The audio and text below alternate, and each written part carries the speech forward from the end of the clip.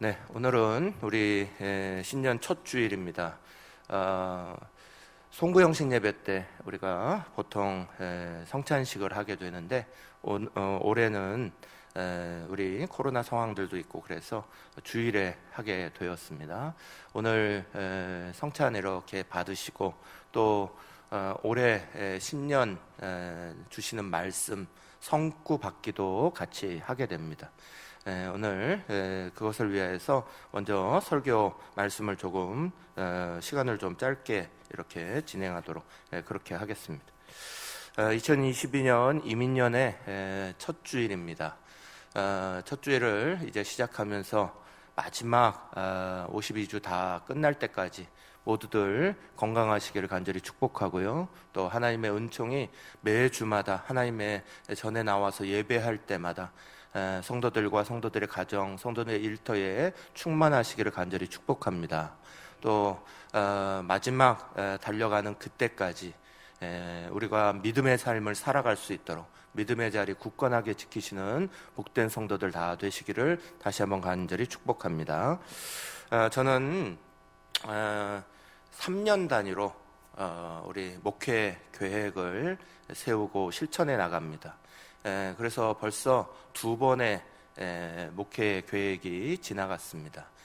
목회 방향성들을 잡고 그 하나하나를 매년마다 이렇게 실천하다가 3년 지나면 또 한 번씩 이렇게 바꿉니다. 제가 왜 3년 단위로 하느냐? 예수님이 공생애 하셨던 시간이 3년이죠. 3년 그래서 예수님이 제자들을 양육하시고 또 그들에게 말씀을 증거하시고 그랬던 시간들이 3년입니다. 그래서 저도 3년 단위로 이렇게 말씀을 이렇게 따라가고 있는 거고요. 3년이 끝나고 났을 때 지난 3년 동안 우리가 영적 세계관이라는 걸 이렇게 했는데 그러면 우리가 영적 세계관이 우리의 마음속에 완전히 자리 잡았냐? 그건 아닌 거죠. 언제나 보면 그렇지 않다 이렇게 느낄 때가 많습니다. 그러면 많은 분들은 우리가 제대로 안 한 거 아닌가 이렇게 실망하실 때가 있어요. 근데 사랑하는 여러분, 예수님께서 직접 제자들 3년 동안 가르치셨는데 그들도 역시나 예수님 십자가에 지실 때 다 도망가고 그들의 삶에 변화가 없는 것 같았습니다. 그런데 그들이 사도행전부터 놀라운 변화를 겪죠. 왜 변화를 겪습니까? 성령이 임재하셨기 때문이죠. 3년간 배우고 난 다음에 그들의 인간적인 마음들은 변화가 없지만 그 이후에 예수께서 약속하신 대로 성령의 임하심을 기다렸고 성령의 임재를 만나고 나니 변화 없던 사람들이 놀랍게 변화되는 역사, 복음의 역사가 시작된 거예요. 사랑하는 여러분, 3년마다 우리 가운데 믿음의 자리를 이렇게 지켜나가면서 우리 자신의 모습이 아직도 안 되는 것 같다, 아직도 안 되는 것 같다 그렇게 생각하지 마시고 3년이 끝나고 나면 더 성령님 사모하시기를 간절히 축복합니다. 성령님께서 말씀으로 우리를 꽉 붙잡아 주시기를, 성령의 충만함이 우리 안에 일어나기를 더 간절히 간구하셔서 그 은혜대로 성령께서 주시는 충만함 속에 살아가야지만 우리가 제자들이 변화되어서 놀라운 역사 이룬 것처럼 우리의 삶에도 그 복음의 역사, 성령의 역사가 일어날 줄 믿으시기를 간절히 축복합니다. 이번 올해부터 시작해서 3년을 우리의 또 3년 목회의 방향을 그리스도를 본받아 이렇게 잡았습니다. 우리가 좀 전에 읽은 로마서 15장 5절 6절 말씀인데 우리 한번 같은 목소리로 같이 읽어보도록 하겠습니다. 이제 인내와 위로의 하나님이 너희로 그리스도 예수를 본받아 서로 뜻이 같게 하여 주사 한 마음과 한 입으로 하나님 곧 우리 주 예수 그리스도의 아버지께 영광을 돌리게 하려 하노라. 아멘. 3년의 주제입니다. 이건 3년의 주제, 그리스도를 본받아. 그리스도를 본받는다라는 말씀의 의미는 그리스도의 인격을 본받는 것도 있고 그리스도의 사명을 본받는 것도 있습니다. 우리가 그리스도를 본받는다 할 때 그분의 모습만 담는 게 아닙니다. 그분이 보여주셨던 사랑의 인격, 또 은혜의 인격, 용서의 인격, 자기 희생의 인격, 이것들을 우리가 열심히 예수님 닮아가는 거고요. 그와 더불어서 예수님께서 이 땅에 오셔서 반드시 이루려고 하셨던 사명도 있습니다. 구원의 사명, 복음 전파의 사명, 교회를 세우신 사명, 그 마지막 땅 끝날까지 다시 오시겠다 약속하시며 주님께서 우리에게 보여주신 그 모든 구원의 사명들이 우리에게 주어져 있습니다. 그래서 인격도 닮고 사명도 닮아갈 수 있도록 힘쓰시는 복된 은혜가 우리 성도들에게 가득하시기를 간절히 축복합니다. 그러면서 올해의 표어는 2022년의 표어는 복음 회복입니다. 올해의 말씀은 로마서 1장 17절의 말씀입니다. 우리 이 말씀도 한 목소리로 같이 읽겠습니다. 시작. 복음에는 하나님의 의가 나타나서 믿음으로 믿음에 이르게 하나니 기록된 바 오직 의인은 믿음으로 말미암아 살리라 함과 같으니라. 아멘. 사랑하는 여러분, 오늘 우리는 이 말씀을 중심으로 해서 짧은 시간 말씀을 좀 나누도록 하겠습니다. 17절 하반절에 보면 이렇게 기록되어 있어요. 기록된 바 오직 의인은 믿음으로 말미암아 살리라 함과 같으니라. 아멘.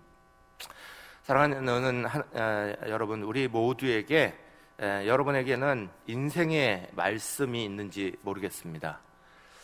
인생 말씀. 요즘에 젊은이들 사이에 뭐 인생 사진, 뭐 인생 음식, 뭐 인생 맛집, 이런 말들이 많이 회자되고 있죠.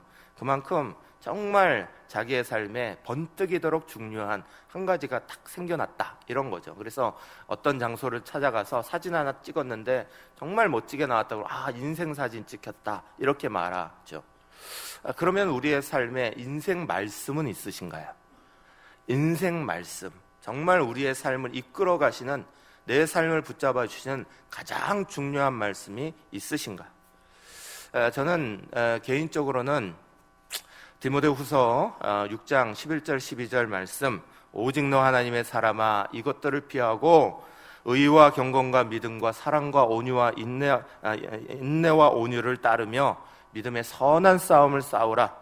이는 영생을 취하라. 이를 위하여 내가 부르심을 받았으니 많은 증인 앞에서 선한 증언을 하였도다. 아멘. 이게 제 인생의 말씀이에요. 이 말씀으로 저는 부름받았고, 이 말씀으로 지금 목회자의 길을 걷고 있고, 이 말씀대로 제 삶의 자리를 쭉 지나가고 있습니다. 오늘 우리가 방금 읽은 기록된 바 오직 의인은 믿음으로 말미암아 살리라 라는 말씀은 세 분에게 인생 말씀으로 주어졌습니다. 첫째 분은 하박국이라는 분이었고요, 둘째 분은 바울이라는 분이었고요, 셋째 분은 마틴 루터라는 분이었습니다. 시대는 다 다릅니다. 그런데 어느 시대나 가장 첫 번째 그 삶의 자리를 하나님 앞에서 살아가는, 오늘 우리로 말하면 그리스도인들의 자리는 항상 믿음의 문제에 대해서 고민해야 되는 겁니다. 믿음에 대해서 고민이 제일 먼저 일어나는 거죠. 하박국, 그 시대는 참으로 답답한 시대였습니다. 공의로움이 무너졌던 시대였습니다. 정의가 사라져버린 시대였습니다. 그래서 불의한 자들이 의인들을, 공의로운 사람들을 해치는데 하나님 어디에 계십니까? 이렇게 말하고 싶었습니다. 불의가 판을 치고 있고 공의로움이 사라진 것 같은 시대, 그 시대에 하박국은 하나님을 향하여 고개를 들고 하나님을 향하여 외쳤습니다. 그랬더니 하나님이 주신 말씀, 그 마음속에 자리 잡았던 말씀이 바로 오직 의인은 믿음으로 말미암아 살리라 하시는 말씀을 그가 받게 됩니다. 마틴 루터, 사도 바울은 로마가 모든 시대를 장악하고 팍스 로마나라는 로마의 평화라고 해서 군사 정권 안에서 그 시대에 평화를 주었습니다. 그런데 그 평화는 늘 불안함이 가득했습니다. 하다못해 로마에 살던 사람들까지도 바르지 않은 것들이 가득했습니다. 도덕적으로 윤리적으로 무너지고 있었고 올바르지 않은 것들이 그들 속에 가득하여서 또 수많은 식민지의 나라들은 핍박 속에 살아가고 있었습니다. 그때에 정말 중요한 희망이 뭐냐? 사도 바울은 그것을 복음이라고 생각했고요. 그 복음을 주시는 말씀의 중요한 것으로 오직 의인은 믿음으로 말미암아 살리라 하는 하박국의 말씀을 인용하여서 우리에게 던집니다. 마틴 루터, 중세시대에 모든 교권이 정치, 경제, 문화 모든 것을 잡고 있는 만큼이나 타락했습니다. 복음의 자리들은 다 사라져버렸고 하나님의 모습은 드러나지 아니하고 말씀은 드러나지 아니하고 모든 것이 인간 중심으로 사람의 더러운 모습들만 가득했던 시대에 복음으로 돌아가야지 삽니다. 복음 가운데 일어나야 합니다 하면서 외쳤던 그 말씀이 바로 이 로마서 말씀, 오직 의인은 믿음으로 말미암아 살리라 하는 말씀 붙잡고 그 시대를 바꾸어가는 종교개혁을 일으켰습니다. 서로 시대는 분명히 다릅니다. 그럼에도 불구하고 이 말씀은 한 사람 한 사람에게 인생의 말씀이 되었고 그 사람들이 이 말씀을 붙잡았을 때 시대가 변하는 역사를 만나게 됩니다. 사랑하는 여러분, 오늘 저와 여러분은 오늘 우리의 삶의 자리를 살아갈 때에 정말 중요한, 가장 중요한 것이 무엇인지, 본질과 비본질이 무엇인지, 성경이 말씀하시는 본질, 성경이 말씀하시는 비본질이 무엇인지를 분별할 수 있는 귀한 지혜가 있으시기를 간절히 축복합니다. 믿음의 큰 그림이 우리에게는 필요합니다. 믿음의 큰 그림이란 그 큰 그림을 위하여서 작은 것들을 흘려보낼 수 있는 것을 말합니다. 엘리자베스 여왕이라는 영국의 아주 뛰어난 여왕이 남아프리카 연방을 통합해서 전략적으로 자기와 제휴하고 이것들을 만들려고 자리를 만들었습니다. 남아프리카에 있는 수많은 추장들을 왕궁으로 초대했습니다. 그리고 그 리더들과 함께 초청하여 만찬을 벌이는데 아프리카 문화와 영국의 문화가 큰 차이가 있죠. 특히나 포크를 사용하고 나이프를 사용하고 음식이 나오는 것들을 이렇게 먹는 식사 예절은 굉장히 어려웠습니다. 영국 여왕을 만나는 자리라 추장들에게 미리 모여서 그것들을 다 교육했습니다. 그런데 그 교육이 끝나도 추장들은 그거에 거추장스러웠습니다. 어떤 추장 하나가 그냥 자기의 손으로 음식을 집어 먹기 시작했습니다. 함께 앉아있던 영국의 관료들이 얼굴상이 찡그러졌습니다. 여왕 앞에서 어떻게 손으로 저걸 먹지라는 생각이 드는 순간 여왕이 씩 웃으면서 포크를 집어 던지고 여왕이 직접 손으로 먹기 시작합니다. 그러자 관료들도 어쩔 수 없다는 듯이 손으로 그것을 먹었습니다. 모든 아프리카 추장들이 기쁜 마음으로 그것을 먹었습니다. 그러고 나자 이 모임이 어떻게 됐겠습니까? 말할 것도 없이 너무나 잘 이 회합이 끝나게 됩니다. 성 어거스틴이라는 분은 우리에게 이렇게 말했습니다. 본질적인 것에 대해서 일치를, 비본질적인 것에 대해서 관용을, 그리고 모든 일에 사랑으로, 이렇게 말했습니다. 본질적인 것에 대해서는 분명하게 바라보고 목표 잡고 비본질적인 것에 대해서는 흘려보내고 모든 일은 사랑으로 행해라. 그것이 복음이 가르쳐주는 중요한 원리다 하는 것들을 우리 가운데 말씀하고 있습니다. 세상이 어두워갈수록, 교회가 어두워갈수록 비본질적인 거에 자꾸 빠집니다.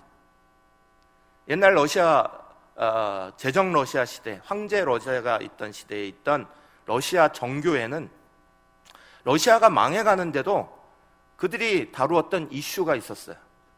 가장 중요한 이슈가 뭐였는지 아십니까? 앞에 서 있는 그 종교의 주교가 몇 센치 되는, 길이가 몇 미터 되는 성직자 옷을 입어야 되느냐, 그걸 가지고 싸웠습니다. 마틴 루터가 종교개혁을 벌이던 당시에 교회는 바늘 하나를 세워놓고 이 바늘 위에 천사가 몇 분이 올라갈 수 있느냐, 그걸 가지고 논쟁했습니다. 어두운 시대가 되면 비본질적인 것을 붙잡습니다. 그리고 거기에 매여버리게 됩니다. 성도도 마찬가지입니다. 복음에 확실하지 않으면 비본질적인 걸 붙잡고 놓지 못합니다. 갈등을 붙잡고 놓지 못하고 자기의 마음에 가지고 있는 마음들을 놓지 못하고 그 마음으로 마음을 이렇게 꽁하게 붙잡고 큰 그림을 그리지 못합니다. 사랑하는 여러분, 성도가 살아야 되는 길은 믿음의 큰 그림을 그리는 겁니다. 믿음의 큰 그림을 그릴 수 있는 2022년 우리 사랑하는 성도들의 자리가 되시기를 간절히 축복합니다. 로마서 1장 17절에 제일 앞에 말씀은 이렇게 우리 가운데 선포합니다. 복음에는 하나님의 의가 나타나서, 이렇게 말씀합니다. 복음에는 하나님의 의가 나타났다. 이 말씀의 의미는 우리 기독교가 단순하게 종교성에 빠져드는 자리가 아니라 생명력 있는 복음으로 되돌아가야 한다, 이것을 가르쳐주는 말씀이에요. 종교와 복음의 길은 비슷한 것 같이 보이지만 전혀 다릅니다. 마틴 루터는 이것을 통해서 종교 개혁을 일으켰습니다. 세상의 모든 사람들이 복음을 떠나서 비본질적인 것을 가지고 사람들에게 호도하고 있을 때에, 종교가 타락하고 있을 때에, 잘못된 길을 걸어가고 있을 때에 오직 믿음, 오직 말씀, 오직 하나님의 은혜 외치면서 복음으로 돌아오도록 이 말씀을 사용했습니다. 종교는 원래 인간의 욕구에서 출발하는 겁니다. 그렇지만 복음은 하나님의 사랑에서 시작된 겁니다. 종교와 복음이 비슷한 것처럼 보지만 근본적으로 다른 이유가 여기에 있습니다. 복음에는 하나님의 의가 있다라는 말씀은 그 하나님의 의, 하늘로부터 우리 가운데 들어온 의가 있다는 겁니다. 사람으로부터 시작된 의가 아니라, 우리로부터 나오는 방법이 아니라 하나님의 방법이 우리 가운데 오셨다. 그분이 바로 예수 그리스도다. 그것을 말씀하는 겁니다. 예수 그리스도, 그분이 하나님의 의로서 우리 속에서부터 출발된 것이 아니라 하나님으로부터 우리에게 찾아오셨다. 이것을 말씀하고 있는 거예요. 그래서 복음을 쫓는 자들은 하나님의 의를 따라야 합니다. 종교의 길을 걸어가면 안 되고 복음의 길을 걸어가야 합니다. 예수 그리스도의 길을 걸어가야 합니다. 예수 그리스도의 길에 생명력이 있는 거지 종교의 길에 생명력이 있는 게 아닙니다. 사랑하는 여러분, 저와 여러분 모두는 505년 전에 마틴 루터가 외쳤던 오직 말씀, 오직 믿음, 오직 하나님의 은혜, 이것을 우리의 삶에도 기억하셔야 합니다. 복음은 사람을 살려냅니다. 복음은 나를 살리고 이웃을 살려내는 겁니다. 복음은 능력 자체이기 때문에 그렇습니다. 복음으로 살아가면 나도 살고 옆도 살아나는 것들을 보게 됩니다. 그러나 종교로 살아가면 나도 지치고 옆 사람도 지치는 걸 보게 되실 겁니다. 복음으로 살아가시기를 간절히 축복합니다. 에즈라 킴볼이라는 아주 유명한 주일학교 교사가 있었어요. 이 주일학교 교사는 복음의 열정을 가지고 전도했으나 수많은 사람들을 전도하지 못했습니다. 늘 복음 전하는 것에 안타까웠던 이는 어느 날 불황자를 찾아가다가 불황자들 사이에 있는 더럽고 그 남루한 옷을 입고 내팽개져 있는 한 명의 아이를 찾아냅니다. 그 아이에게 복음을 전합니다. 겉으로 보기에는 아무 가치가 없는 것처럼 보였던 아이입니다. 그런데 이 아이에게 복음이 들어가자 폭발적인 역사가 일어납니다. 에즈라 킴볼이라는 이분이 전도했던 그 어린아이가 누군 줄 아십니까? 세계적인 복음 부흥사였던 무디 목사입니다. 복음의 생명력이 아무 가치가 없어 보이는 아이를 전 세계적인 가장 위대한 목사 중에 한 분인 무디 목사님으로 만들었습니다. 복음의 가치를 알면 나도 살고 남도 삽니다. 올 한해 복음으로 살아갈 수 있기를 간절히 축복합니다. 종교의 길 따르지 마시고 예수 그리스도의 길을 따르십시오. 예수 그리스도가 어떤 길을 거셨는지를 묵상하시고 말씀을 읽으시고 그 말씀 안에서 예수 그리스도의 길을 찾으시는 거지 종교의 길을 찾는 게 아닙니다. 사랑하는 여러분, 분명히 우리는 예수 그리스도를 영접하고 이 자리에 앉았습니다. 그런데 시간이 가면서 어느 틈엔가 종교의 길로 바뀌어버리면 안 됩니다. 매주 예배를 매너리즘과 같이 하나님 앞에 예배드리고 있고 주일에는 말씀을 듣는 것 같으나 일상의 자리에는 믿음으로 사는 것과 아무 상관없이 살아가고, 사랑하는 여러분, 정말 중요한 건 믿음으로 살아가는 겁니다. 로마서 1장 17절 중간 부분은 이렇게 말씀합니다. 믿음으로 믿음에 이르게 하나니 그랬습니다. 로마서 1장 17절 말씀 전체적으로 다시 한번 읽겠습니다. 복음에는 하나님의 의가 나타나서 믿음으로 믿음에 이르게 하나니 기록된 바 오직 의인은 믿음으로 말미암아 살리라 함과 같으니라. 아멘. 사랑하는 여러분, 미국의 윤리학자였던 리버라는 분은 사람을 이렇게 평가했습니다. 개인 한 명 한 명은 도덕적인 것 같은데 그러나 그 사람들이 이루고 사는 사회는 비도덕적이다, 이렇게 말했습니다. 사람들이 착각하고 산다는 거예요. 우리는 굉장히 도덕적인 사람이야 라고 스스로를 말한다는 거예요. 그러나 그들이 살아가고 있는 사회 전체를 보면 부정과 불의와 자기 이기심으로 가득 찬 것들, 욕심으로 가득 찬 것들이 다 덮고 있다는 거예요. 올해 우리가 살아갈 때에 우리 자신에게 착각하면 안 됩니다. 마틴 루터가 종교개혁을 일으키면서 그 복음으로 돌아가자, 복음을 회복하자, 복음으로 가자라고 말할 때에 마틴 루터에게는 탑 속의 체험이라는 아주 유명한 체험이 있습니다. 탑 안에 들어가서 거기에 기도실 안에서 오랜 동안 기도하는데 말씀을 보다가 시편 22편에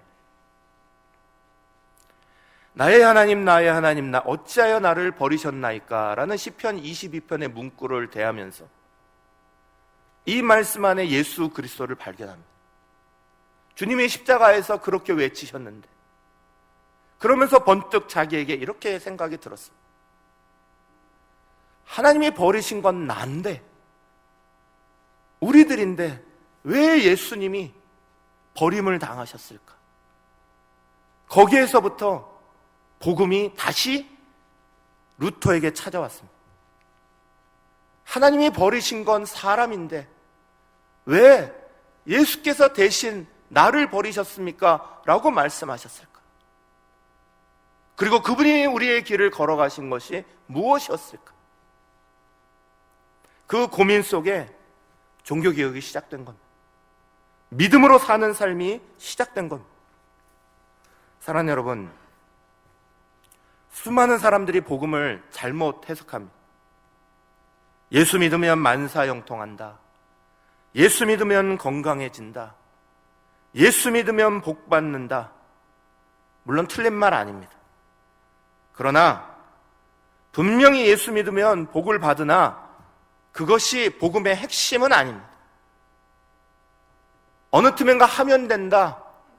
적극적으로 그렇게 가면 되는 거야.